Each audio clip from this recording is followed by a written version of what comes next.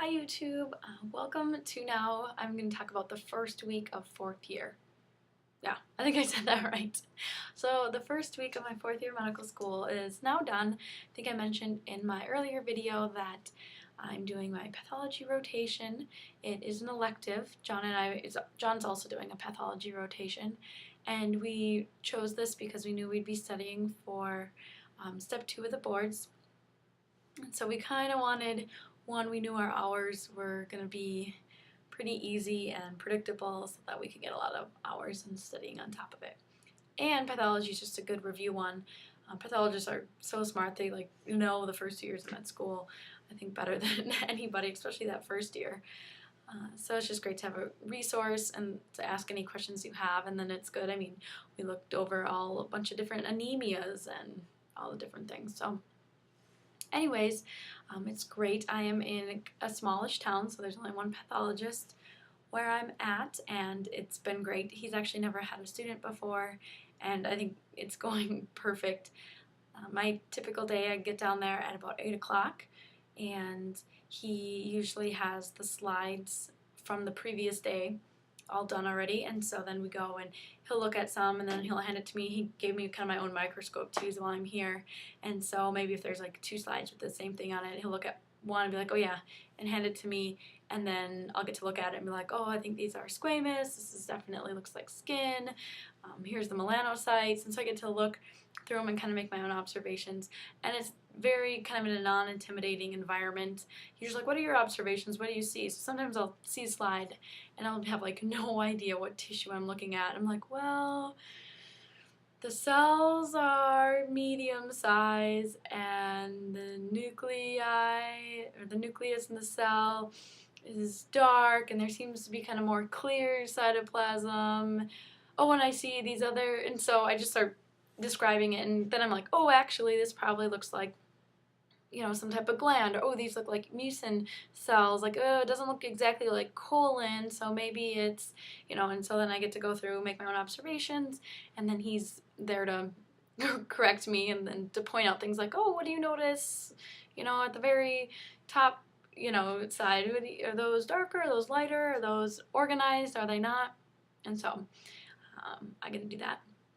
And then after we do that, which I don't know, he doesn't have a huge caseload. Like I said, I'm kind of in a small town, but he does a few other towns, hospitals as well. I'd say we have anywhere from 15 to 30 cases to look through, and then he like reads into his little dragon thing. And then after that, it's my favorite part. We get to do the gross pathology, and so he just has like a bunch of like either bags or little cups that you put, you know, your punch biopsies in, or maybe if you had your appendix removed, that, you know, your appendix. Or like we had a colon mass one day, so you get like the whole colon resection and the fat, and so you have to look through all the lymph nodes. That was probably, took us like an hour to go through that, that like specific case.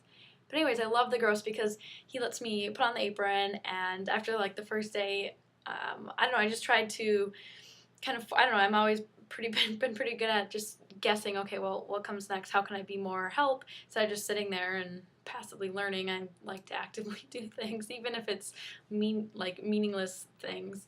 For example, like I would take the thing, put it down. I'd notice he'd, you know, read the thing before we'd open it, so I would hold it up for him, and then after that I would untwist it so then he doesn't have to interrupt talking to the dragon thing, and I'd spin it around so that he could measure it and figure out like how many pieces are in the specimen jar. And then we lay it out, and then he also lets me, if it's a skin biopsy, lets me paint the margin with this cool like blue paint stuff. I'm not using technical terms, I'm probably not learning everything I need to, but anyways, so I get to paint those, and then he actually lets me cut them as well. So some skin I cut twice, and so then I have 3 pieces to submit to be put on slides, and like the appendix, like he lets me look at it and we get to measure it, and then he lets me cut, like you cut the end to like look for like carcinoid tumors, and then you like open it up, and then he lets me cut like a nickel-sized cross section of the appendix. We do 2 of those, and then those will be on the slides. And then what's super cool is that the next day I get to actually see them. When I was doing my other pathology rotation at the medical examiner's office, it was more gross pathology. So we did a bunch of that and we put them into the cassettes, but I never I never got to see them and what they look like and what was diagnosed from them, or if anything. And so, I don't know, I really like that. So anyways, I put them in the cassettes, and then he showed me how everything happens. Obviously, I didn't sit for the whole long length of time because it takes like 12 hours for one machine to do its thing, and then staining, and it goes through all the different alcohols and all the different agents. So he showed me all those, and then yeah, I mean, it's pretty simple day. Sometimes we'll have other things to like randomly look at, or I'll ask a question and he'll get excited and he'll go back into like the slide library, I call it, and pull out one. We saw a cool case of appendicitis, and he's like, oh, try to guess, like, what do you see here? Like, well, it does look like appendicitis. He's like, oh, do you see anything? What he wanted me to pick up is that there were pinworms in the appendix, in like the fecal matter that was in the cross-sectional area of the appendix. And so I, of course, didn't guess it, but it was kind of interesting.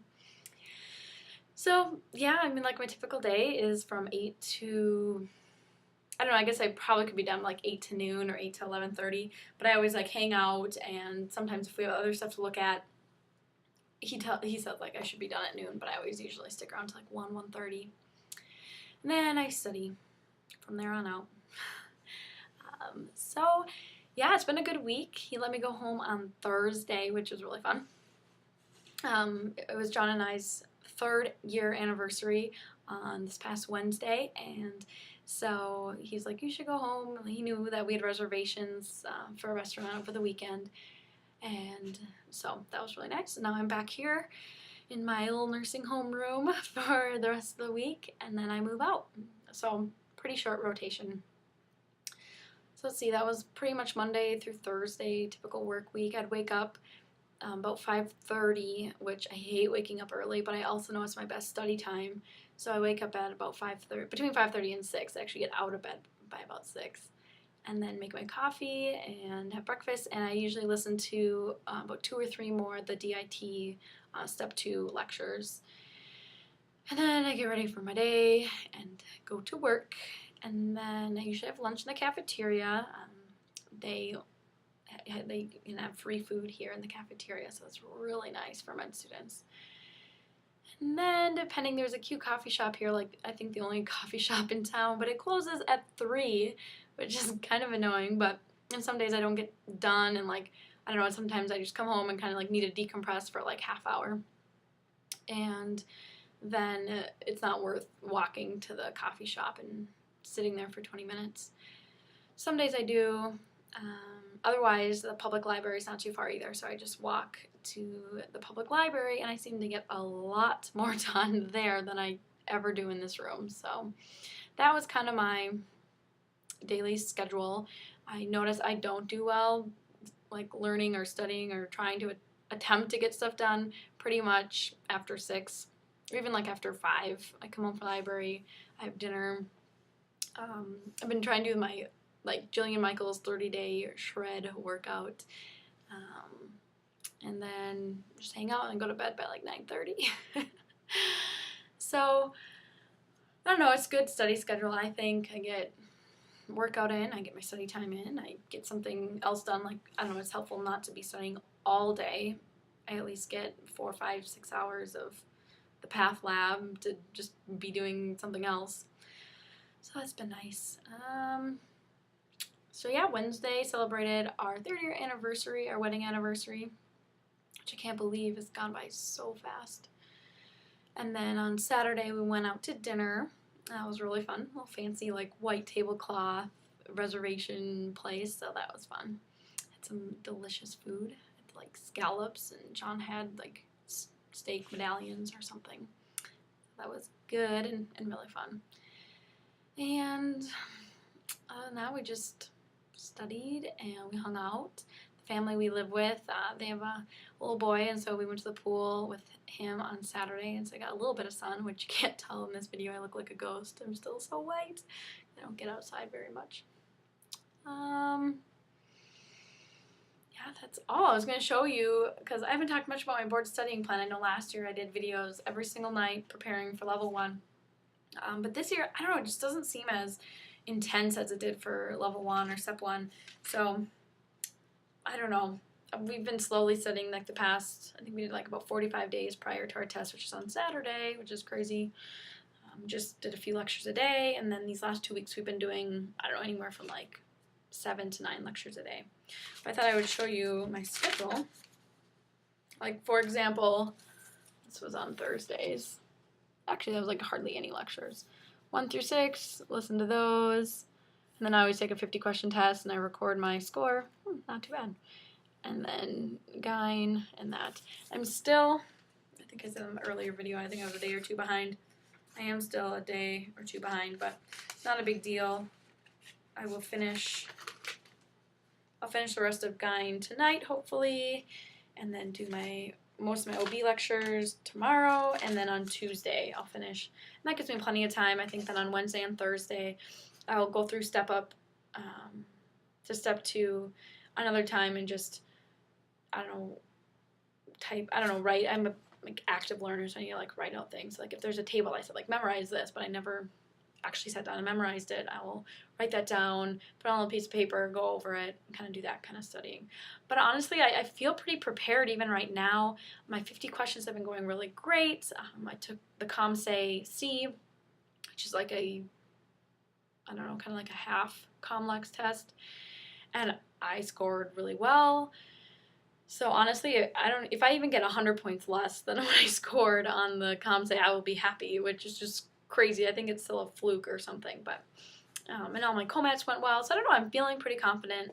I just need to keep at it, keep studying, review the stuff that I continually get wrong. Yeah, so I'm not too worried, which kind of has me worried.